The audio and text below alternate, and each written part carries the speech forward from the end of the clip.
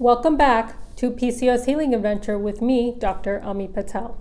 I know in the last few videos we talked about what PCOS Healing Adventure is all about, and we talked a little bit about what PCOS is as a brief introduction. So in today's video, I thought I would open up a little bit about my personal journey, how I was diagnosed, what my symptoms are, and what my goals are for this year. So let's dive right into it.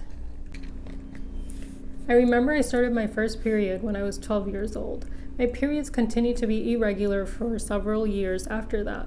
My doctors didn't seem too concerned about it. They said as long as I'm getting 4 to 5 cycles per year, it's normal, which to an extent is true. When a young lady first starts her period, they can be irregular for about 5 years. However, mine continued late into my teens. I went to see another gynecologist and she told me again that, as long as you're getting 4 periods a year, it's okay. So I let it go again for a few more years, and then in my early 20s, I still felt like something was wrong, and so I went to another gynecologist, and she told me that we can try to do birth control for about 3 months to help reset my cycle, and then it can regularize again. So I thought, okay, let's give it a try. I tried that out, and then after I stopped my 3 months of birth control, my period remained irregular once again. I went to a third doctor and I told her about my symptoms of irregular periods and severe acne.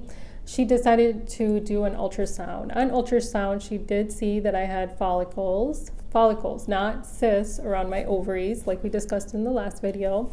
From all that information, I was diagnosed with PCOS.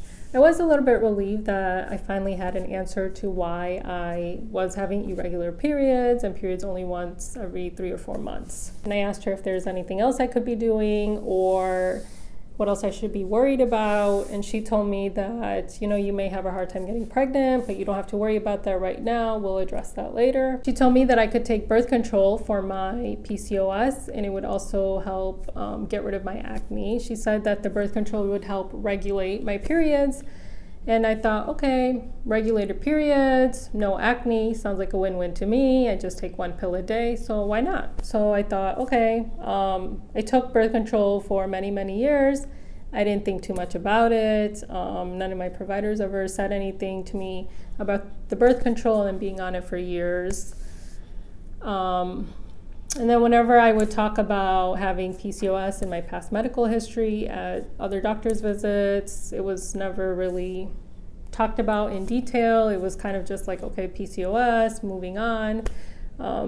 My symptoms were never tied back to my PCOS. It wasn't really a thought that they could be related. Like upset that, for many, many years, it was kind of just, I felt like it was ignored in retrospect, even though at the time I didn't really know any better. And he said that, in medical school, even though he was in medical school for 4 years, they barely talked about it, maybe 15 minutes max, if we're being generous.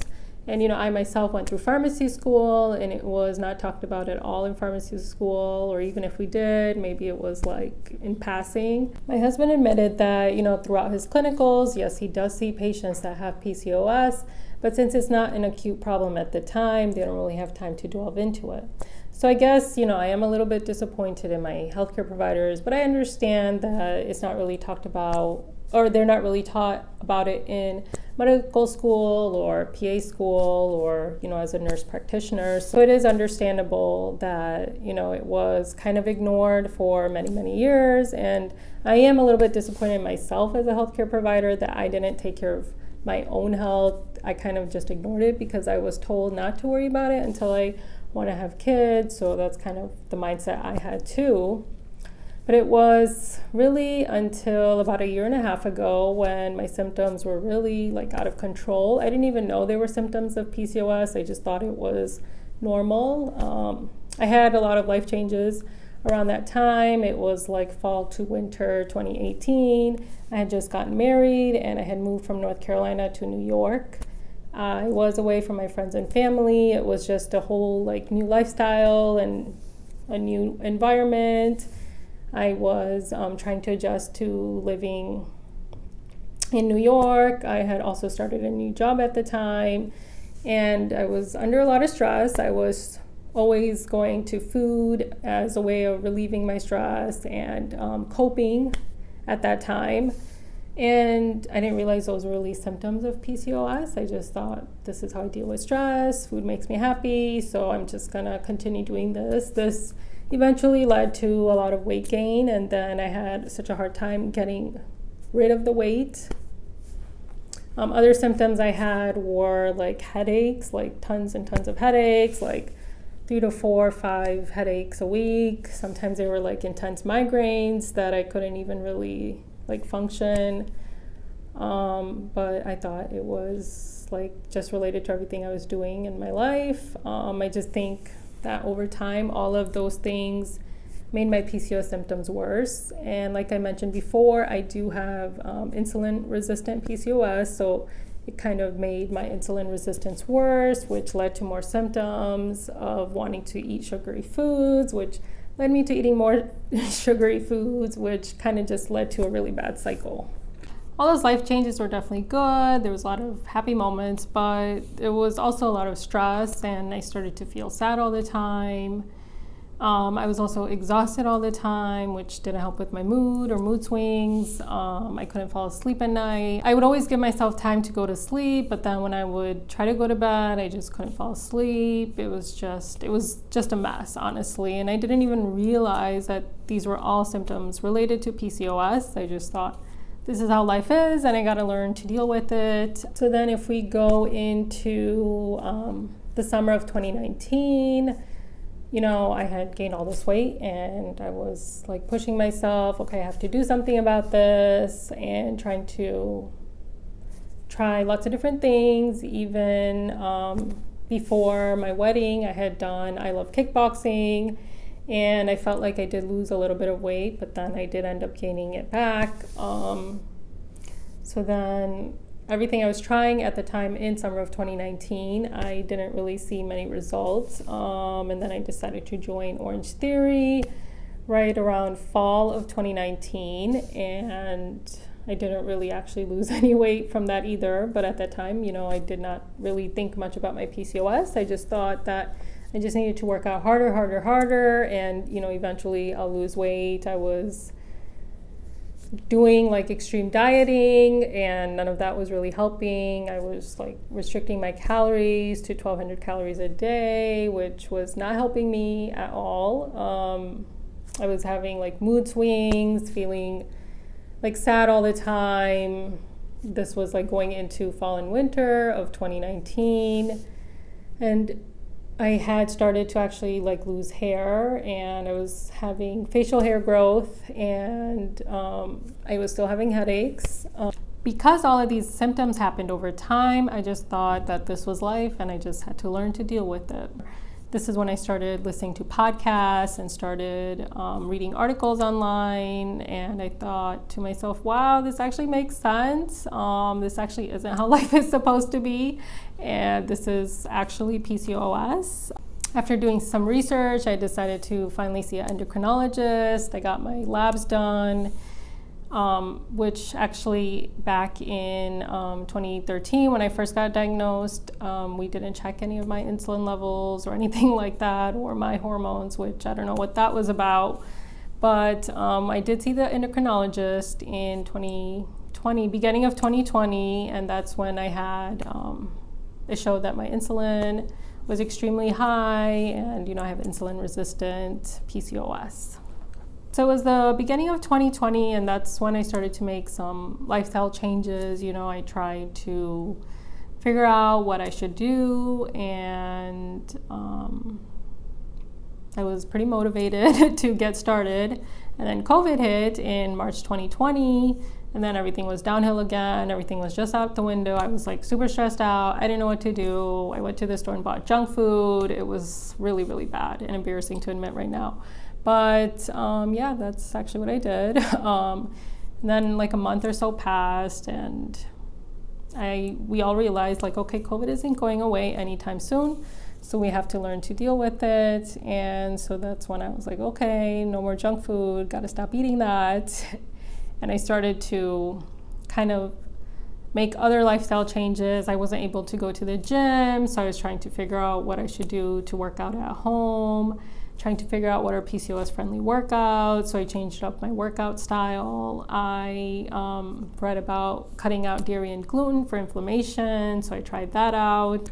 So the one good thing about COVID is that it did give me time to focus on my own health. I was able to try to be more consistent with working out and keeping up with the dietary changes I had made. And it was kind of did work out well because there wasn't social events or traveling to distract me or get me off track. So after I made changes and I was consistent with them, now I barely get headaches. I only get headaches maybe a few times a month, which is oh my God, so amazing. I just can't even express how happy I am about that. I can not feel like a migraine is going to stop me for the rest of my day. And now if I do get headaches, I know what the trigger is. Usually it's lack of sleep or if I have too much dairy. Also, I didn't even know that brain fog was actually a thing until I started to feel better, and I was awake in the mornings. I wasn't feeling like I needed 3 or 4 hours after waking up to actually feel like I was mentally awake. And I didn't even know that that was a thing until I was out of it. And it just feels it just feels wow, just so much better. Another thing that has improved is just having more control over my sugar cravings. Before, I just felt like they were so uncontrollable. I just had to have sweets, and I just attributed to the fact that, okay, maybe I have a sweet tooth. But now it's, a lot better. I definitely get sugar cravings, don't get me wrong, and I do give into them from time to time, but it's not as I don't feel like a slave to them like I used to.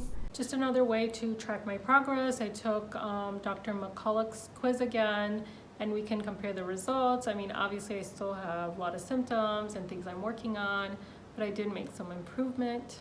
I know weight loss and weight can be a sensitive subject, so I don't want to touch on it too much, and PCOS is more than just about weight loss, but just in terms of tracking, I did lose about 18 pounds last year in 2020, and I've been able to keep it off for about 4 months now. That's the most amount of weight that I've lost in my life and have kept off. I mentioned I did try lots of different types of dieting and exercise, intense workouts, but none of that worked for me. It was really until last year when I made lifestyle changes and added supplements, removed certain supplements that helped me lose weight and keep it off. I have made a lot of progress in managing my PCOS, but the adventure is not over. I still have a long ways to go to where I want to be, and so I'm going to continue these things, and now we can, share this adventure together, and you guys can tell me where you are and what you're working on as well. So this year for 2021, there are 5 things that I want to work on. I know it sounds like a lot, but they are kind of, all interconnected. Like I mentioned, one thing affects another, and it's all related. So it does sound like a lot, and I am ambitious. So we'll see how it goes. But one of the things that I want to work on is definitely my sleep. My sleep has improved. I do sleep better. It doesn't take as long for me to fall asleep, but I still feel like I'm not getting enough sleep. So my goal to work on for this year is trying to have a consistent sleep schedule and making sure I get enough sleep. The second thing I also want to work on is my overall health and mental well-being. The third thing I want to work on is hair loss. I stopped my birth control in September of 2020, and since then I've noticed a significant amount of hair loss. So that's one of the things I'm working on, and I'm hoping, as I continue to manage my symptoms and improve my hormone levels, that the hair loss will improve. The fourth thing that I'm working on is trying to remove environmental toxins. So I'll continue to post on Instagram about things I'm trying and switches I've made. And the last thing that I'm working on is just being more in tune with my body and trying to get my period to be more consistent and, checking for signs of ovulation, making sure that things are improving and heading in the right direction for that. This was just a brief discussion about some of the symptoms I have. I hope that you guys are able to relate in terms of the diagnosis portion as well as the symptoms. I will definitely be discussing in future videos evidence behind what I tried and why it worked for me or what didn't work for me. So if you want to make sure you don't miss any of that information, be sure to hit like and subscribe. Be sure to also follow me on Instagram, where I talk about educational, motivational information as well as lifestyle tips. I just wanted to end with saying one more thing. As a type A personality, I definitely put too much pressure on myself. I have to constantly remind myself to be kind to myself, be patient, be graceful. I make mistakes along the way and I have to be okay with it. That's all part of the healing adventure. I also have to remind myself that these symptoms were built over many years. They were impacted by my day-to-day lifestyle for the past 7, maybe even 10 years if we look at probably the first few years where I wasn't diagnosed right away. So no matter what changes I make, it's not going to happen overnight, and it's going to be a slow progression, not perfection. So leave me a comment telling me one thing that you're working on yourself to improve for this year. See you guys next time.